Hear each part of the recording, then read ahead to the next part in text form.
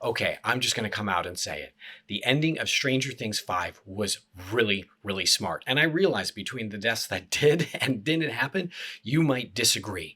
But there are some very important things here that both help provide answers and provide satisfying and necessary conclusions, ranging from the idea of as a storyteller to the way that we deal with and the way he likely persists. All right, spoilers ahead.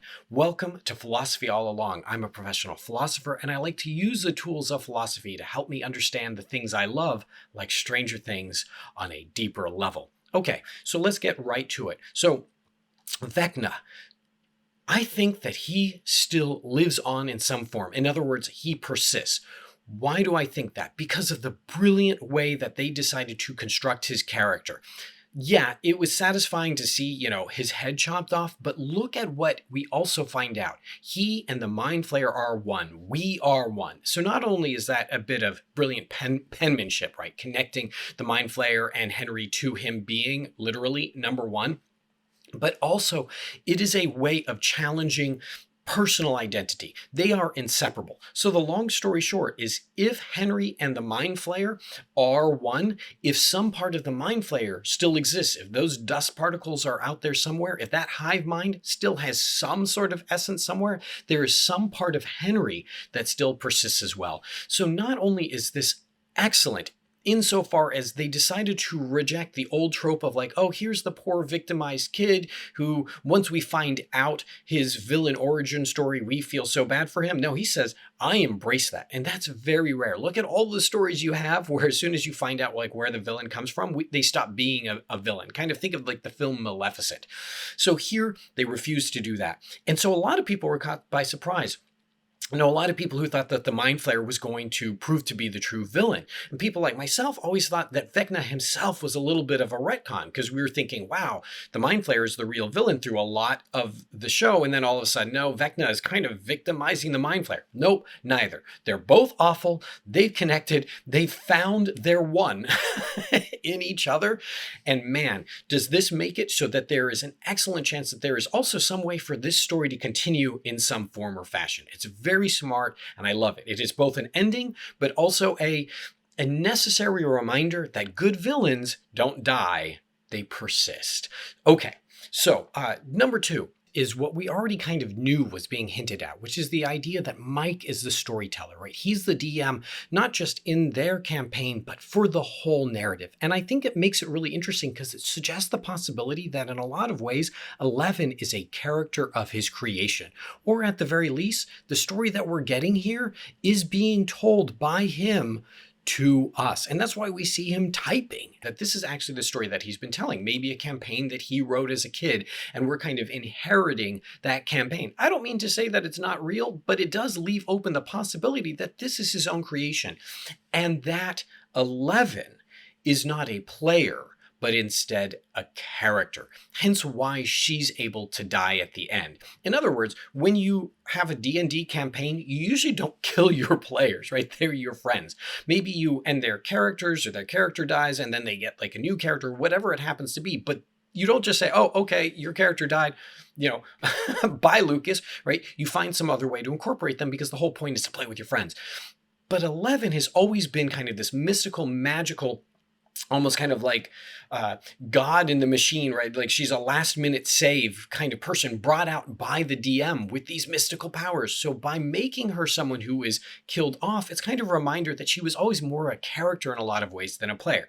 Now, I do not think that that actually means that 11 is actually dead, which is another smart thing that I want to show, that I think her death is actually less likely than her surviving, as they point out near the end of the episode. But the whole point here is that the whole concern about the plot armor is resolved if we think about this as a D&D campaign, which is where it always was, and it was from the beginning, which is what makes this such a brilliant moment. Because if you think about it, the end of the show ends in the same way that the first season ended. So what we see is a cycle that goes back to the first season where we see Mike lose 11. He sees her sacrifice herself to save everybody else, or at least it appears that way. And he continues to try and contact her, but at the end of season 1, all we know is that he has lost her, and we see then that they are playing D&D at the end and asking these questions about what's going to happen next. And so it's not just a cycle now, it's also a spiral, which is very smart, because when Holly comes down and plays,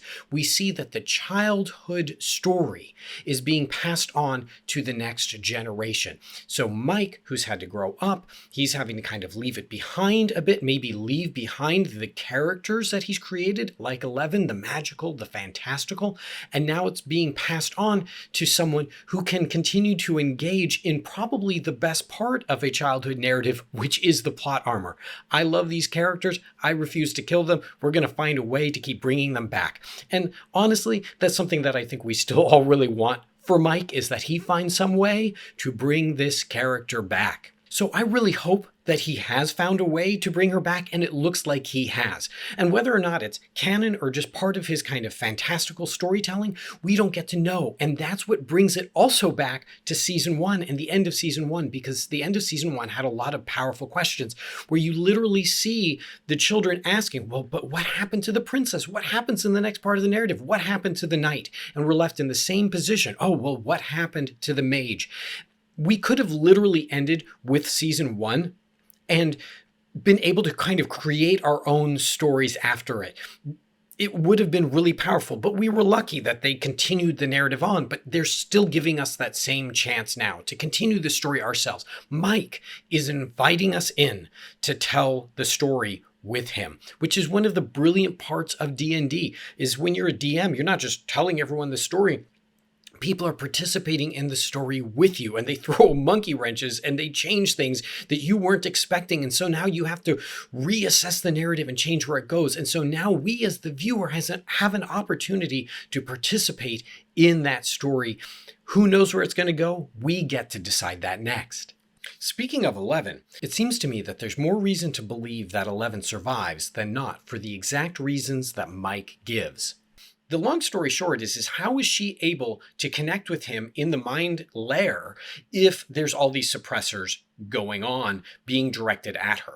There's other, I guess, ways that they can deal with this, but if you watch it in slow motion, we see 11 in the truck. Now, could that have also been an illusion? Sure, but it seems to be that she's there in the truck, and we see, I think, if you go like really try and freeze frame it, you see her also exit and then nothing. So the fact that she just kind of simply disappears is more evidence that aid is involved than not. It is pretty likely that she's able to kind of get around the edge of those suppressors, kind of crawling past them as they're impacting her. Then when she's enough out of their direct range, kind of getting close to those tunnels or into the tunnels, is able to connect with Mike into the mind lair, basically lie to him, and then tell him she loves him, kiss him, so on and so forth, and escape.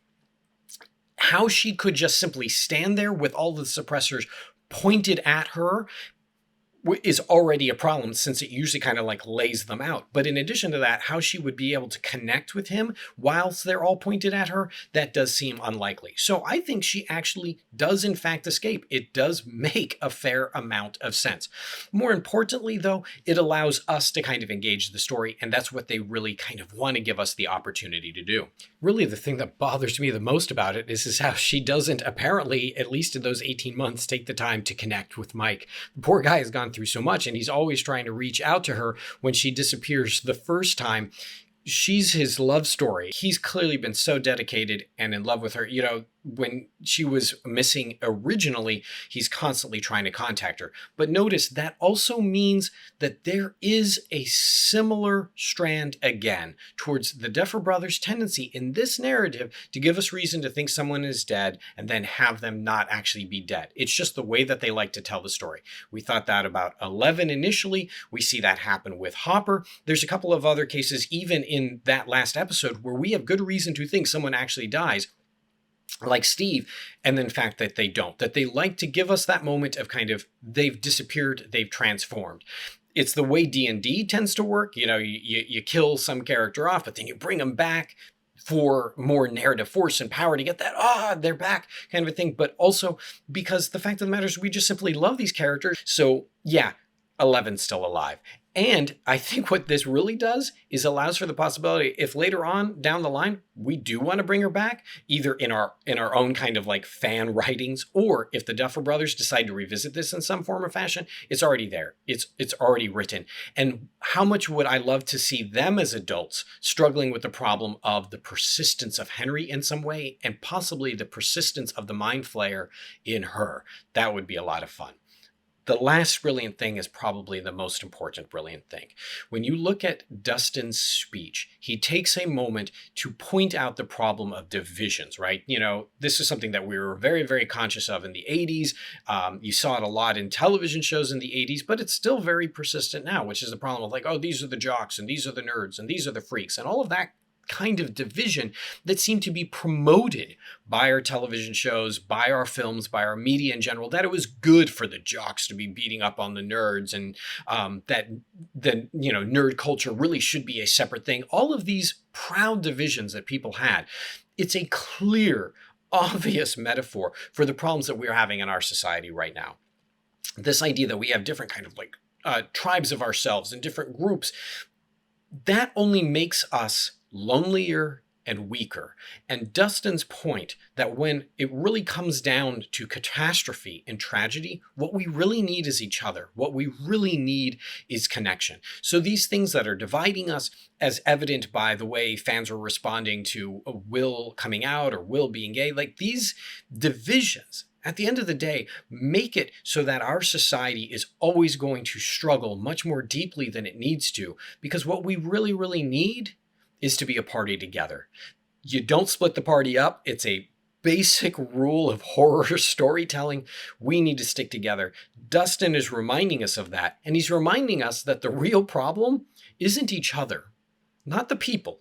Not people with different beliefs or different ways of living their lives, not people with different ideologies. The real problem is systems.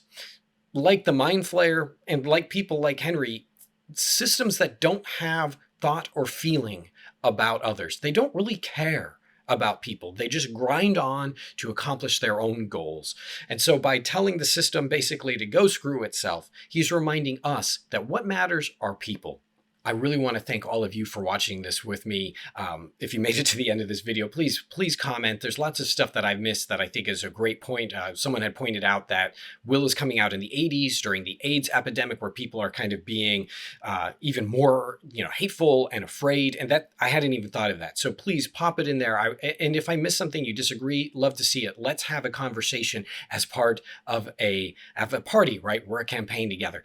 And I also want to give a special shout out to my spouse, who has been watching all of this with me all over again. And we've just had such a great time watching things and sharing these narratives, both with you as the viewer, but also with the person I love most in the world, is so deeply meaningful to me. So thank you for sharing it with me. I hope that the show and these videos have been helpful, and I hope you have a great start to your new year. Take care.